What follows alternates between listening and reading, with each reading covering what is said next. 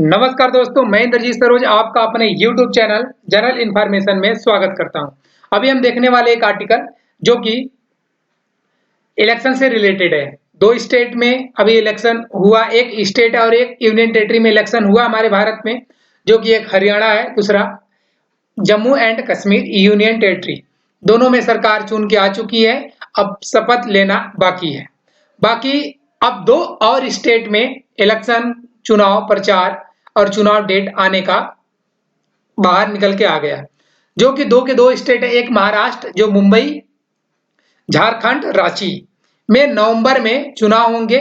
जी, नवंबर में चुनाव डेट आ गया इनका निकल के, मतलब अब पार्टियां यहाँ बिजी होंगी, यहाँ इलेक्शन लड़ेंगी। जहां पे JMM पार्टी के अभी वहां CM है और बीजेपी से मोदी जी, इन दोनों का ही अभी देखा जा रहा है। और बीजेपी, इनकी पार्टी वहां गठबंधन से चल रही थी, तो जिसके साथ ये गठबंधन किए थे उनको बीजेपी, वो आगे बीजेपी में मिल गए हैं, इसलिए बीजेपी का पावर, सत्ता ज्यादा दिख रहा है और बीजेपी गवर्नमेंट झारखंड में आ सकती है, ऐसा आस लगाया जा रहा है, क्योंकि इनकी पॉलिटिक्स थोड़ी सी रणनीति आगे की है। क्या क्या है तैयारी चुनाव में, ये भी हम देखेंगे कि इलेक्शन बोर्ड, इलेक्शन कमीशन क्या कर रहा है इस चुनाव की तैयारी के लिए। अभी ये लोग EVM पे भी हाथ, क्या कहते हैं, उंगली उठा रहे हैं हरियाणा में, तो उसका कैसे सफाई देगा और कैसा क्या करेगा कि ऐसा बातें, ऐसी चीजें झारखंड में ना निकल के आए। पार्टियों का क्या है कहना इस बात को लेकर, चलिए दोस्त इस आर्टिकल में ये सब चीज हम देखते हैं कि कहाँ इलेक्शन और कैसे होता है। इससे पहले दोस्त हम क्या करेंगे कि इलेक्शन कमीशन को 1 मिनट साइड रखते हैं। पहले हम झारखंड और महाराष्ट्र को एक साथ मैप में देख लेते हैं। ये अपना प्यारा सा भारत है, यहाँ अपना दिल्ली पड़ेगा, इसी के बगल में हरियाणा और उत्तर प्रदेश देखने को मिलेगा, जो कि सॉरी, और राजस्थान बगल में। तो ये भी यहाँ इलेक्शन नहीं, इलेक्शन है झारखंड में। झारखंड इस साइड पड़ेगा, वेस्ट बंगाल के बगल में बॉर्डर शेयर करता है। झारखंड बिहार से टूट के बना हुआ एक राज्य है। और झारखंड किससे किससे बॉर्डर शेयर करता है, जिसको हम यहीं पे अपना एक जियोग्राफी से, हिंदी में भूगोल बोलेंगे, उसका हम एक क्वेश्चन देख लेते हैं। झारखंड 2000 में टूटा था, बिहार से अलग हुआ था, और ये बिहार से अलग हुआ तो बिहार से बॉर्डर शेयर करेगा। ये उत्तर प्रदेश से भी बॉर्डर शेयर करता है झारखंड, और छत्तीसगढ़ से शेयर करता है, उड़ीसा से शेयर करता है, वेस्ट बंगाल से शेयर करता है ये बॉर्डर। इसका मतलब ये 5 स्टेट से बॉर्डर शेयर करता है, किसी यूनियन टेरिटरी से बॉर्डर शेयर नहीं करता। और झारखंड किसे की जो कैपिटल है वो रांची है, और महाराष्ट्र का कैपिटल मुंबई है। महाराष्ट्र आपको इस साइड देखने को मिलेगा, यहाँ से यहाँ तक, जो कि एक अच्छा खासा है। मैप में अच्छे से बना नहीं पाया महाराष्ट्र का, बट मैं मोटा मोटा आपको दिखाने का कोशिश किया। महाराष्ट्र का कैपिटल मुंबई है, और मुंबई का कहानी मराठाओं से चला आ रहा है, तो मुंबई को आप अलग नहीं कर सकते किसी से। आगे चलते हैं दोस्त, आर्टिकल देखते हैं आप कि आर्टिकल में क्या है। चुनाव आयोग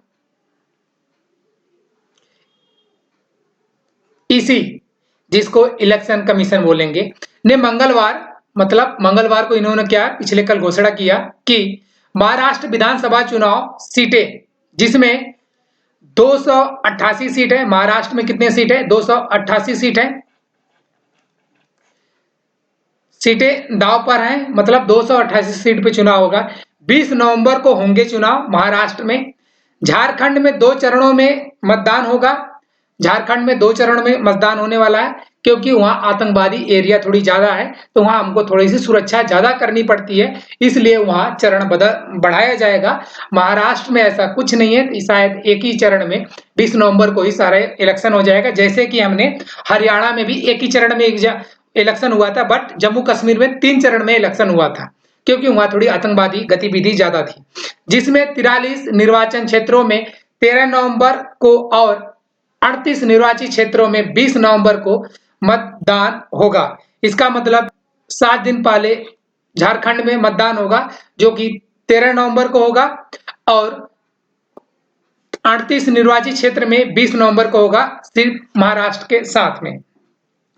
दोनों विधानसभा चुनाव के वोटों की गिनती 23 नवंबर को होगी, मतलब 23 नवंबर को वहां सरकार बन के आ जाएगी। इसका मतलब आज है अपना 16 तारीख, तो इसका मतलब अप्रॉक्सीमेट 1 महीने के अंदर वहां सरकार बन के आ जाएगी, ये आप संतुष्ट हो जाइए। चलिए दोस्त, आगे 15 राज्यों की 48 विधानसभा सीटों और 2 संसदीय क्षेत्रों के उपचुनाव की तारीखों की भी घोषणा की गई है। मतलब 15 राज्य में 48 विधायकों का चुनाव होने वाला विधानसभा सीटों की, और 2 सांसदीय क्षेत्र का, जो कभी मतलब किसी भी तरीके से आगे सांसद बन के प्रमोट हो जाते हैं या फिर किसी भी कारण कुछ हो जाता है उसको, तो सीटें खाली होती हैं। तो ऐसे 48 विधायक का सीट खाली हुआ है और 2 सांसद का सीट खाली हुआ है। इन पे अभी चुनाव होगा। इसके लिए भी ये 15 राज्य में है, राज्य का नाम नहीं दिया गया है। 48 विधायक कहाँ से चुन के आएंगे, किस किस पार्टी से होंगे, ऐसा कुछ नहीं है। बट वो सीट खाली है, उस एरिया का सीट खाली है, तो उसे भरने के लिए ये लोग इलेक्शन कराएंगे। तो उसका भी अभी ये लोग साथ में घोषणा कर दिए हैं।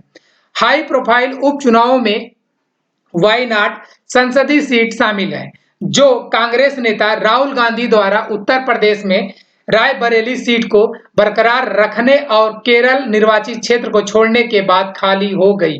मतलब वायनाड का, जिसे राहुल गांधी थे जब ये सांसदीय चुनाव लड़े थे, तो ये 2 जगह से पर्चा भर दिए थे, ठीक है, और ये दोनों जगह से जीत गए।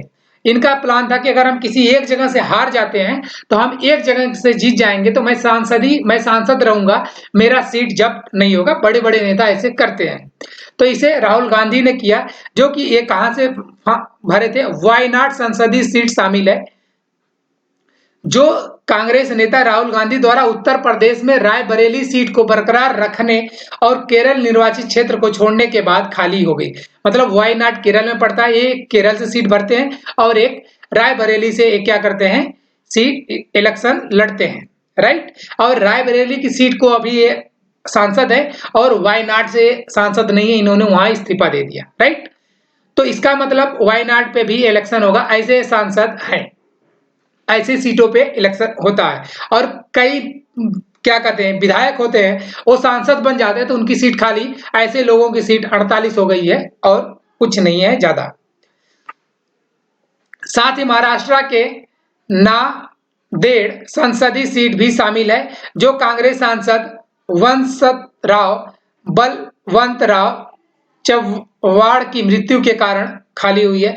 मतलब महाराष्ट्र में का सांसद जो थे, इनका मृत्यु हो गया, जिसके बाद ये सीट खाली है। 2 सांसद की सीट और 48 विधायक हैं। तो जो चीज है वो मैंने बता दिया। अब आगे थोड़ा आंकड़े पर चुनाव आते हैं।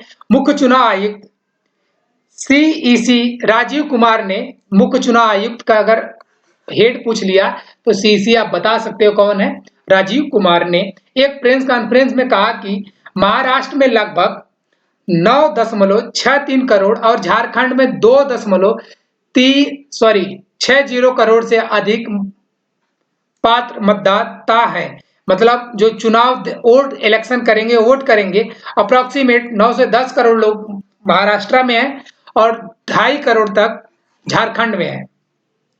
महाराष्ट्र में 20 लाख, मतलब अप्रोक्सीमेट 21 लाख से अधिक मतदाता, और झारखंड में ये क्या हो गया, अच्छा 1 करोड़ है। झारखंड में 11 लाख से अधिक मतदाता 18 से 19 वर्ष के किशोर हैं। इसका मतलब कि जो महाराष्ट्र में है 21 लाख नए युवा लोग हैं, जिसका उम्र 18 से 19 साल है, और झारखंड में 12 लाख लोग हैं, जो कि अभी पहली बार वोट देने जाएंगे। अपना सीएम चुनने का उनको अधिकार है, और अपने एरिया को एमएलए को वोट देंगे, विधायक को। तो इसके लिए इस पे ज्यादा जोर दिया जाता है कि हर एक साल हर एक राज्य में ये संख्या जुड़ती है। तो ये बताया जाता है, शायद स्टेट एग्जाम में ये चीज पूछ ली जाए, बाकी एग्जाम में उतने आते नहीं। आदर्श आचार संहिता लागू करना, एक आचार संहिता लागू होता है, जो कि पता है आपको, उसके बाद कोई भी पार्टियां कुछ नहीं काम कर सकती, जो भी रूलिंग पार्टी वहां पे है। तो इसके लिए आदर्श आचार संहिता लागू करना, कार्यक्रमों की घोषणा के साथ ही दोनों राज्यों और उपचुनाव वाले निर्वाचन क्षेत्रों में आदर्श आचार संहिता एमसीसी तत्काल प्रभाव से लागू हो गई। मतलब दोनों राज्यों में आचार संहिता लागू हो गया है, अब वहां की सरकारें कुछ नहीं कर सकती। झारखंड और महाराष्ट्र में से संबंधित घोषणाओं या नीतिगत निर्णयों से के संबंध में यह आचार संहिता केंद्र सरकार पर भी लागू होती है। और ये यहाँ पे अब ये आचार संहिता केंद्र सरकार पर भी लागू हो चुकी है। केंद्र सरकार में बीजेपी है, बीजेपी कुछ ऐसा अनाउंसमेंट स्पेशली इन दोनों राज्य के लिए अब नहीं कर सकता जिससे चुनाव में प्रभावी हो सके, प्रभाव डाला जा सके। इसलिए ये चीज केंद्र सरकार में भी लागू होता है, ये चीज यहाँ मेंशन है। मतलब आचार संहिता किसी स्टेट में लगता है तो उस स्टेट के साथ साथ सेंट्रल गवर्नमेंट पे भी वो चीज लागू हो जाता है आचार संहिता। वो उस राज्य के लिए स्पेशल काम नहीं कर सकता, स्पेशली चुनाव को जो वोट बैंकिंग को हेर फेर कर सके उसमें तो एकदम नहीं कर सकता। श्री कुमार ने कहा कि आयोग ने आदर्श आचार संहिता के दिशा निर्देशों के प्रभावी कार्यान्वयन को सुनिश्चित करने के लिए विस्तृत व्यवस्था की है। इसने चुनाव कार्यक्रम की घोषणा के बाद पहले 72 घंटों के दौरान आचार संहिता को लागू करने के लिए त्वरित, प्रभावी और सख्त कार्रवाई करने तथा मतदान समाप्त होने से पहले अंतिम 42 घंटे के दौरान अतिरिक्त सतर्कता और सख्त प्रवर्तन कार्रवाई करने के निर्देश जारी किए गए हैं। जी, आचार संहिता का जो भी नियम रूल है कि आप इतने समय तक प्रचार कर सकते हो, इतने टाइम तक कर सकते हो, प्रचार में आप ये चीज बोल सकते हो, ऐसे कर सकते हो, हर एक चीज का नियम रूल है, उसी को आचार संहिता बोलते हैं। वही चीज का इन्होंने नियम रूल लागू कर दिया। जब आचार संहिता लागू हुआ इसे 42 घंटा शुरू में और जिस दिन वोट पड़ेगा उससे 42 घंटा पहले, मतलब 3 दिन पहले तक आप ऐसे गतिविधि नहीं कर सकते, जो चीज का इन्होंने विवरण दे दिया है उस आचार संहिता के नियम रूल में। कानून और व्यवस्था के हिस्से के रूप में स्थानीय पुलिस के पूरक के रूप में केंद्रीय सशस्त्र पुलिस बलों को तैनात किया जाएगा और स्वतंत्र, निष्पक्ष और विश्वसनीय तरीके से चुनावों का सुचारू संचालन सुनिश्चित किया जाएगा, ये चुनाव आयोग बोल रहा है। उम्मीदवारों के चुनाव खर्च पर प्रभावी निगरानी के लिए व्यापक निर्देश जारी किए गए हैं कि जो भी इलेक्शन लड़ेगा एमएलए, वो कितना पैसा खर्च करेगा उस पे भी प्रभावी निगरानी रखी जाएगी। जी, ये नियम रूल होता है कि अगर एक सीट से आप फॉर्म भरते हो तो आप यहाँ इतने लाख का ही खर्चा कर सकते हो, इससे ज्यादा नहीं कर सकते। और जो ये तो कहने के लिए होता है, खर्चा बहुत होता है बट उसका कोई हिसाब नहीं होता है। पार्टियां अलग तरीके से पैसा खर्च करती हैं, बट ये इलेक्शन बोर्ड का कहना है उस पे भी हम निगरानी करेंगे। इसमें व्यय पर्यवेक्षकों की तैनाती, प्रवर्तन एजेंसियों को शामिल करके उड़न दलों, स्थैतिक निगरानी टीमों और वीडियो निगरानी टीमों का गठन शामिल है। मतलब ये लोग, इनके पास कितनी तैयारियां, वो सारी तैयारियां बता दिया इन्होंने। एक उड़न दल भी होगा इनके पास, उसकी भी तैयारी कर ली गई। स्थैतिक निगरानी होगा और वीडियो निगरानी भी होगा, ये वीडियो निगरानी भी करेंगे। ये सब चीज इन्होंने इस चीज में बता दिया है। वायनाड संसदीय सीट और 47 विधानसभा सीटों के लिए उपचुनाव 13 नवंबर को झारखंड में पहले चरण के मतदान के साथ ही कराए जाएंगे।